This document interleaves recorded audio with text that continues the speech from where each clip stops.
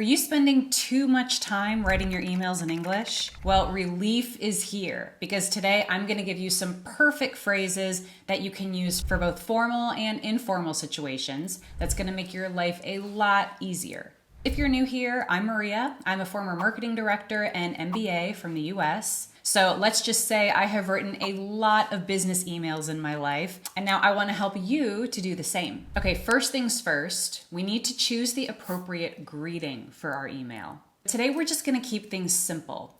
I'm just going to give you one sentence for formal emails and one sentence for informal emails. Dear followed by Ms. or Mr. and then the person's last name is really just used in extremely formal situations. And to be honest, it's not really very common in the US. Dear followed by the person's first name is also a little more formal, but it's always safe if you don't know the person or if you're not really sure about the level of formality.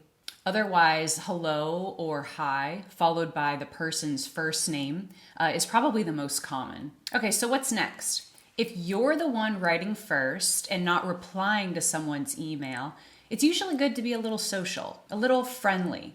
So we need to begin our email with a polite sentence. We often use the word hope in these opening lines. The most common and tried and true sentence is, I hope this email finds you well. Now, it's a little overused to be honest, but it's always safe and it's always very professional. Now, if you know the person pretty well in more informal situations, you can just say, hope all is well, or hope your week is going well. You don't need to use the word I is implied.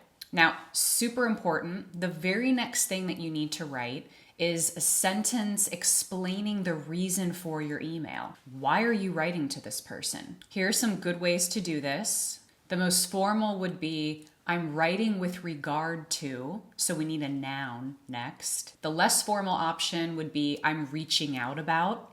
To reach out means to contact someone, to get in touch with someone. We need a noun as well. We reach out about something. Now, maybe your reason for writing is to follow up with someone about something or to give them something that they've asked for. You can start with as discussed. That's probably the most formal.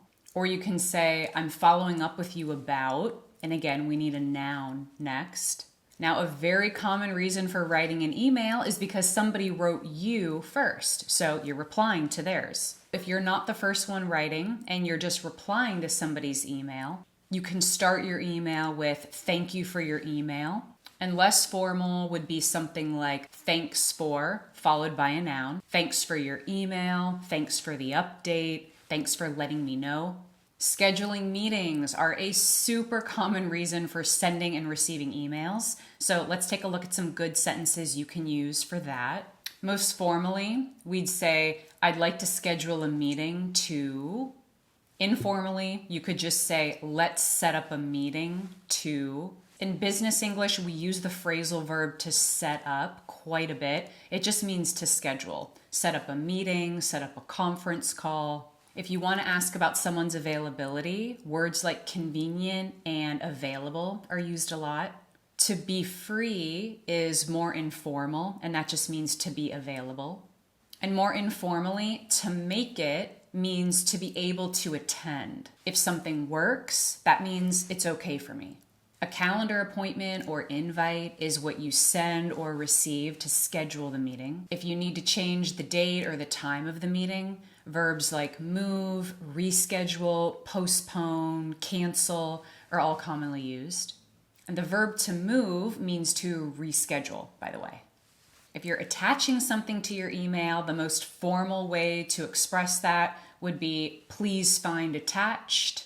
Or you can just refer to what you're attaching and then just say see attached. If you need to make a suggestion in your email, the most formal way to do that would be to say I propose or I suggest.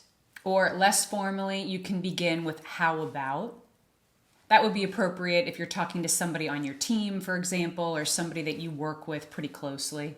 If you need to ask someone to do something, it's always best to use modal verbs. I think these are appropriate both for formal and informal situations. It's just polite business language. The verb would comes in handy here. Would it be possible to review the document this week? Could you review the document this week? If you don't understand something that somebody wrote and you need them to clarify what they meant, we've got some options here.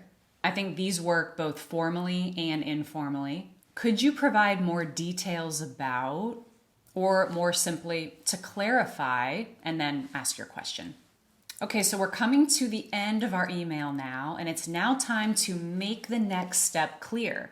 Is there something that you need from the other person? Is there something that they can expect from you? If you need something from the other person, the most common phrase is probably, I look forward to hearing from you. So you usually use that sentence when you're waiting for somebody's opinion or some other kind of information from them. Just watch out for a common mistake here. We have to have that verb be in the ing form. I look forward to hearing from you. More informally, you can always end with a direct question. I really like doing that in informal situations. I think ending with a question is a good way to get somebody's attention. So you could just say, what are your thoughts? It's often good to let somebody know that you're available for questions, you're available for help. So there are two pretty standard sentences we usually use here.